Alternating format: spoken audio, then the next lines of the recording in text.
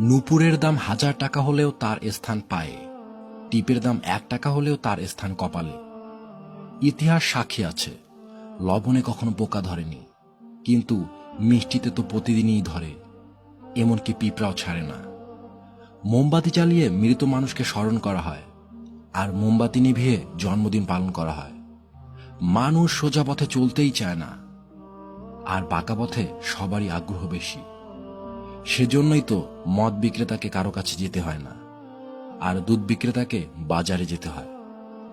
আমরা দুধ বিক্রেতাকে সর্বদাই বলি, ভাই দুধে পানি মেশাননি তো? অথচ মদে মানুষরাই পানি মিশিয়ে খায়। মানুষ ফজরের আজান শুনে ঘুম ভেঙে নামাজে যায়, আর এখন মানুষ রাতভর জেগে আজান শুনে ঘুমায়। আজ পর্যন্ত মানুষকে এতটুকুই চিনলাম, জানোয়ার বললে খেপে যায়, কিন্তু বাঘের বাচ্চা বললে খুশি হয়।